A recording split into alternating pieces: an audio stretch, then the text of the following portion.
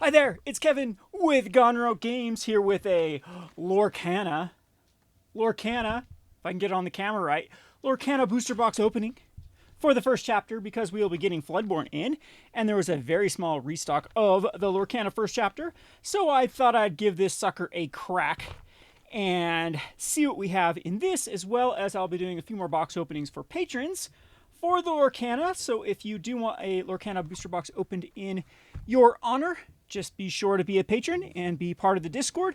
And you can come over to the Bucko's House of Booty, which is our kind of internal auction house where I auction off some of the harder to get items that I can't allocate because there's just not enough supply to go around and everybody wants them. Speaking of which, we are going to be doing a full, open carefully, Lorcana sealed case of Lorcana First Chapter. Lorcana First Chapter is going to do not put in the shelf till December 1st, 2023, huh? So this is Floodborn, or not Floodborn, this is First Chapter.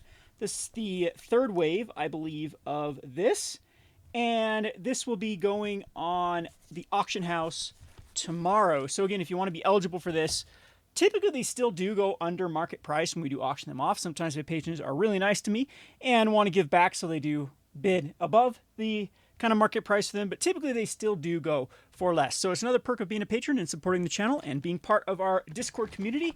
I think it's a right to be there. We have a lot of good groups and a lot of good people there that are wise, and we have some pretty cool discussions regarding games and the market and whatnot. So go ahead and check out the Patreon if you are interested, and you'll get Discord access. So without further ado, let's get on to this Lorcana, which is the hype of all hype. I am kind of lukewarm on Lorcana. I think it's very fun to brew. It's kind of fun to play a few games, but man, I can't sit down and play a bunch of Lorcana like I can Magic. I get burnt out really quick because I find the games very repetitive, and I find the interaction to be incredibly lacking without a stack. Now I know it's not my cup of tea, but some other people might enjoy that. I'm not saying there isn't like good interaction, because there still is player interaction for sure. And in the scope of things, this is a game that is done well. It does play fine. It doesn't have any, glaring problems that I've had with other trading card games that just, absolutely kill them or make them just not, worth playing. Lorcana, I think, is worth playing, and it does have that collectibility aspect for it. So I think it does have legs. I think this game is here to stay if this company can get its act together and figure out how to get this product into the consumer's hands without crashing the market. Like, again, it's that kind of fine line between overprinting and underprinting and still meeting like the community demands without the speculative bubble happening. So anyway, let's get on to the Lorcana, the first chapter. Now, everyone's seen these cards. I will be opening a Floodborn booster box as soon as I get it.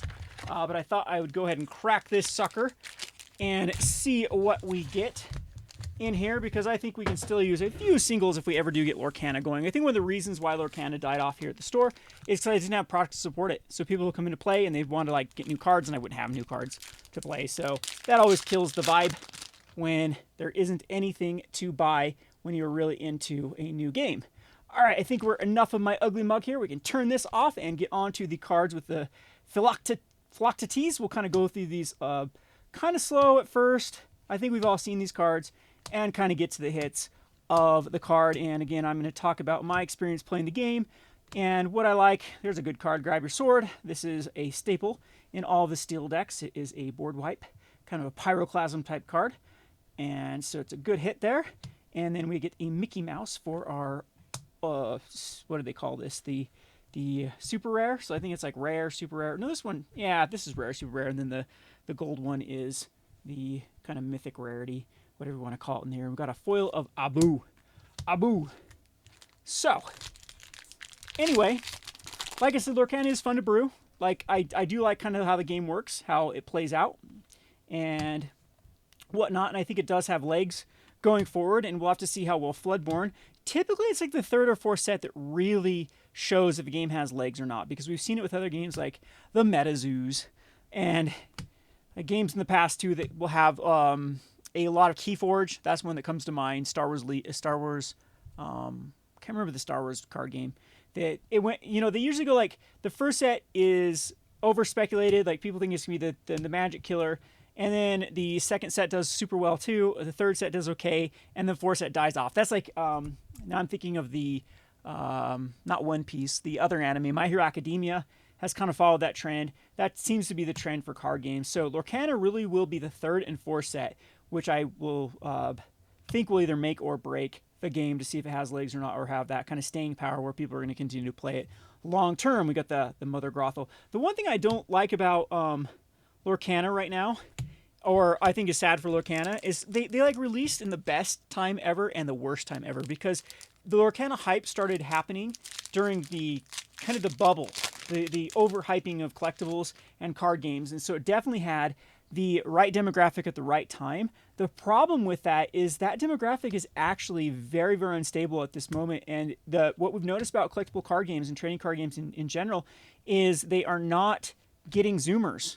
So it's millennials, it's aging millennials that still predominantly play collectible card games. And they really need to capitalize on getting the younger generations to play the games, or otherwise they're going to burn. Like, eventually the millennials are going to age out of it, and it's just not going to be enough kind of new blood in the same thing at board games. I've noticed too, like board games are through their own little bubble right now because there's just so many millennials that are bored, are in a place in their life where they're not going out to bars or out to eat as much. They want to spend more time with friends and family, and that's been really, really good for board games and collectible card games and whatnot. And I've noticed with millennials too, is there have a lot of younger families. Like, ooh, there we have our first little foil rare, still from the rich. We had a Lilo and the Mother Grothel, but anyway, they are starting to settle down. I guess that's the right term, and they have kids too. They'll play a little bit with, but again, it's the big jump that needs to happen is the younger kids need to actually take up, their parents' hobby in collectible card games and whatnot, and kind of take the mantle. Otherwise, the purchases are going to really start to slow down as, other things fight for the attention of the aging millennials of, wanting to buy new cars, boats, things like that, where, that disposable income starts to go into that rather than, oh, why am I spending so much money on cardboard? We have Tamatoa. This is one of my favorite cards out of the set because it works with items. It is very lackluster as far as power level. I wish it did a little bit of better ability, but this is a card that I have tried to brew with Tamatoa. Like I said, Lorcana is fun to brew, but again, for me, it's just a game that really just can't capture my attention for long amounts of time. Typically when I'm like playing Magic, like it's kind of like a one idea leads to another idea, which leads to another idea, or like if I play a game, it's like, okay, well, what could I have done differently in that game? How could I play this one different? Or again, like, oh, well, I lost this, what card can I add to it? And there's a little bit of that in Lorcana, but again, it just doesn't have the big back and forth that I think Magic does, or the amount of like pieces or mechanics too. And people are like, well, Kevin, you got to give Lorcana time. They're adding new mechanics. Every set they'll be adding new mechanics. I get it, but I still would argue that Alpha had more depth. Like Alpha Magic had more depth than this game does with the first set. So I think it's a little more limited, and I think it's meant to be, because this is a game that is supposed to be very accessible to kids. Like, kids can pick it up and learn it pretty easily. It doesn't want to have the complexity level as a Magic. All right, so we got our first big hit, which is Maleficent. This sees a ton of play in the Ruby decks. It's kind of the whole reason to go Ruby. It does cost a whopping 9, but then when it comes in, it just banishes something. It's a big beater of a 7/5, so it then can control the board pretty well as can get some lore going pretty quickly. And that's actually our first ultra rare, whatever you want to call it, with the Maleficent. Those used to be like $40 at one point, I think. I have no clue with Lorcana prices. Haven't really kept up on it because the supplies hasn't been there. We sold most of our cards here locally just for the few players that did play it. Yeah, again, it just dried off with people not being able to get new cards. There's no reason to come in and play, and yeah, it just kind of really started to die down. This is what a card with Tamatoa that I want to see, is sort of more of these sort of truth type cards. I think that's a pretty cool card with Tamatoa. I kind of got obsessed with the kind of item strategy with Tamatoa. Tamatoa does, it gets items back from your bin, and so you can reuse them. So one thing about Lorcana, it's an incredibly grindy game. Sometimes, like oftentimes, it does have the rock paper scissors, like aggro, mid range, control, combo, kind of synergy type things. The one thing that also really is great about Lorcana is it does have a very vibrant metagame, and when the top deck is up at, doing well, there are counter decks that can start to beat those out, and then it starts to build this really robust meta. A true meta. Like, people always talk in the middle. Well, these are the top tier decks. Like, a real true meta is when a top strategy comes into existence. There will be something that actually can a counter strategy. That's when a game is really, really good. And my favorite time in Magic the Gathering was during Innistrad Ravnica days, because I still believe that by the time the format rotated, it wasn't even solved. And yes, there was less people playing back then. We got our first foil of a super rare, which is Tika. Good old Tika. And we also have an Ariel. Ariel is actually a very strong card because Ariel is a great singer. It's a quick singer to get out on a 3-drop, and then it can start singing cards. If you're familiar with how Lorcana works, there are songs, and you can either pay their cost or you can exert, that's what it's called, to tap in this game, to actually cast it for free from your hand if you have someone that can sing it. So let's go ahead and develop our brain here. Anyway, where was I going with this? So yeah, so Magic's had some really good metas at certain points in its standard existence. Not sure how it is right now because I haven't played standard in quite some time. I basically just play limited now in Magic the Gathering. I'd like to get back to it, but who knows when that will happen. And we get another Sword of Truth. Sword of Truth here. We'll actually keep them with their rares. The Sword of Truth is a rare. So far, just the Maleficent. Now, there are chase cards in here too. If we pull one, you'll see it. They are kind of the full arts, and they haven't been printed in collector's boosters or something else to really dumb down the collectability of that. I hope Lorcana never goes that route. I mean, it took Magic 20-something years to do that, but I think collector boosters are a net negative for the game. I know that Wizard Coast loves them. I remember we were, so when I got my Ixalan in, so we got 12, 13 boxes worth of, massive boxes, the big 50-pound boxes from the distributors. And let's say 12. We got 12 of them. 11 of them cost the same amount as the one box that contained the collectors. And so I understand with a business standpoint why Wizard of the Coast has shifted towards collector, because it's really a shrinkflation. They're able to print less and make more. So they make so much out of a collector booster, and I'm sure it doesn't cost them much more to actually, print collectors. I mean, really, the specialty foiling and ink and that is more expensive, I doubt it, than just the regular little cards. So anyway, I hope, though, that they kind of go away from that, because it's just killed the collectability desire. I mean, they've really had to, then start chasing serialized cards, and I don't know, it's been kind of, in my opinion, an extreme net negative for Magic to introduce those collector's boosters. We got Hans. Hans is a fast one that can start luring pretty quickly.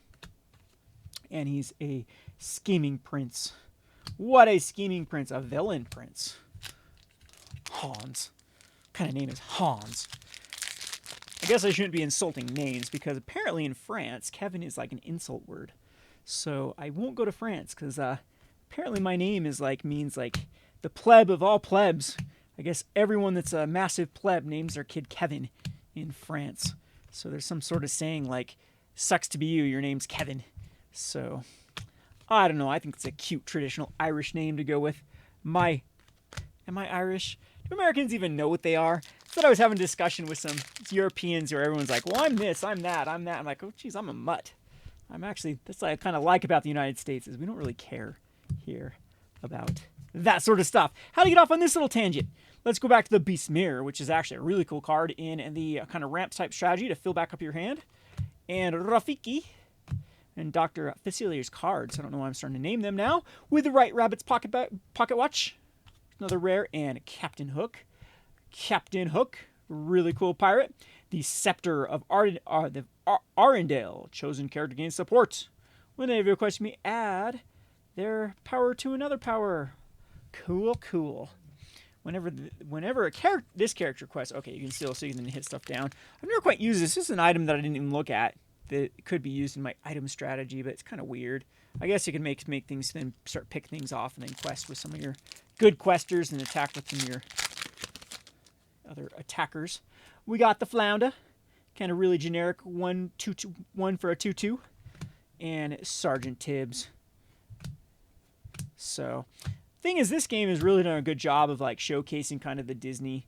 If you are a Disney fan, I think they probably did a really good job of getting you excited. I am kind of lukewarm with Disney as well. I don't love it, don't hate it. I got some good memories with Disney movies, but I never was like a big Disney fan. It was just something else out there in the noise of things to entertain myself. We got Tika, which is actually not a very good. It's a decent ultra rare, though. I mean, it's a 5/5 or 6.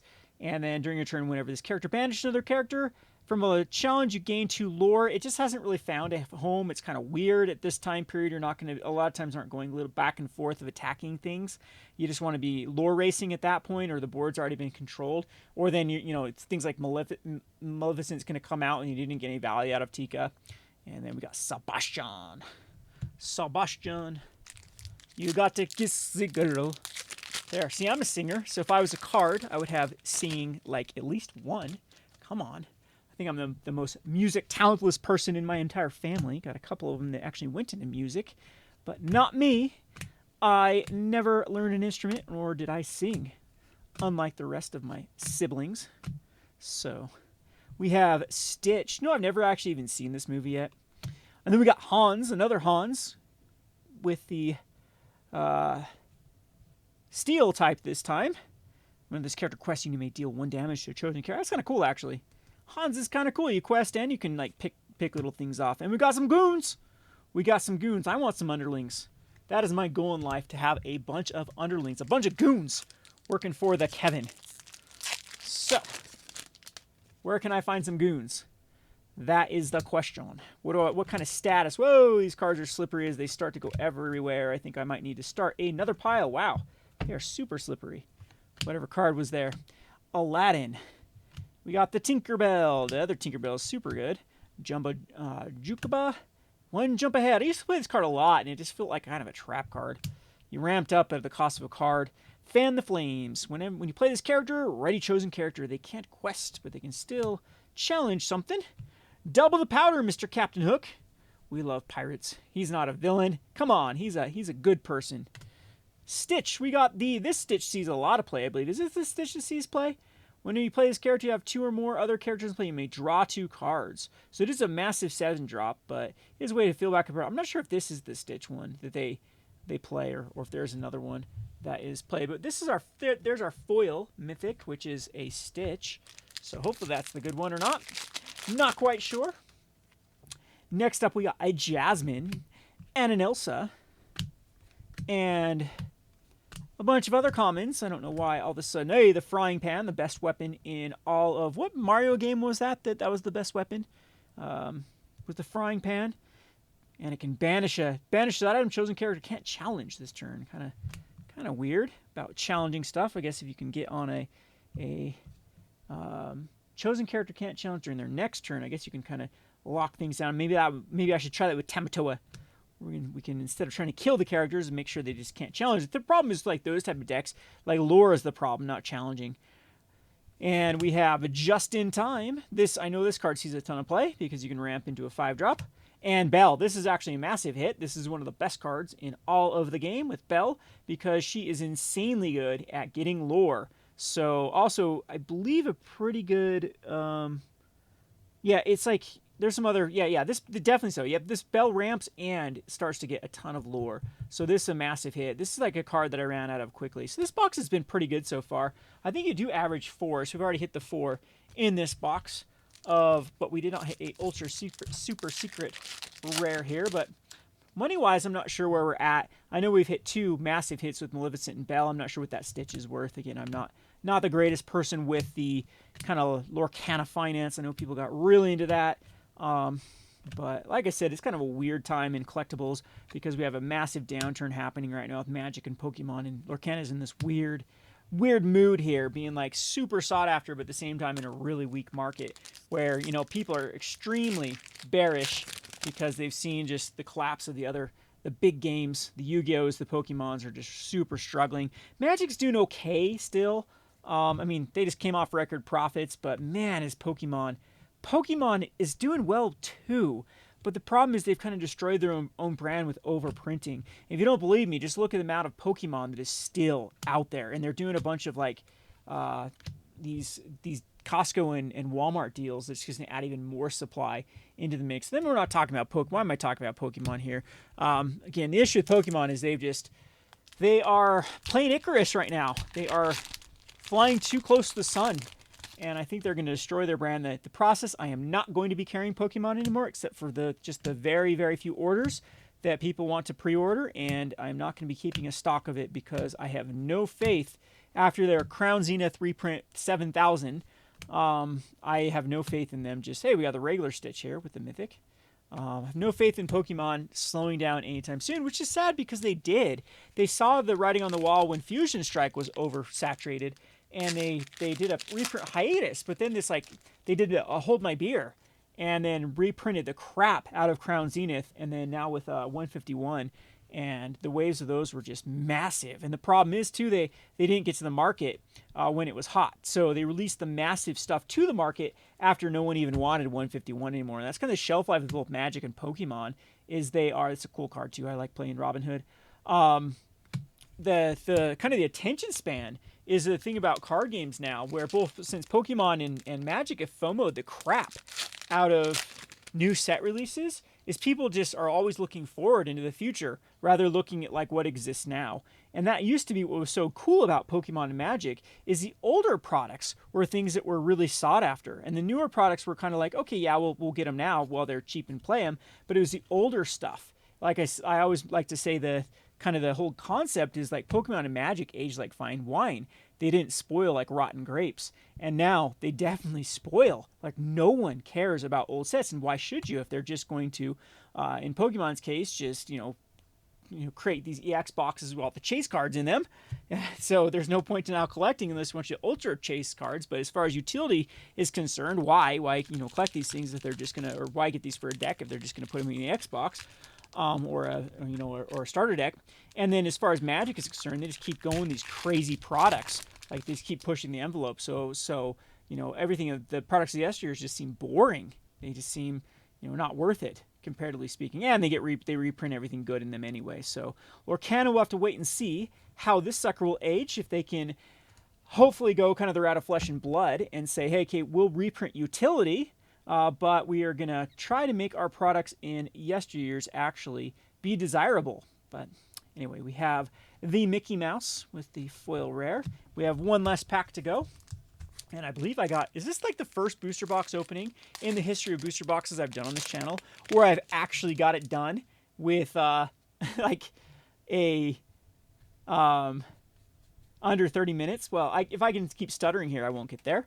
So we'll look at this last pack, and hopefully we get one more hit out of this last pack.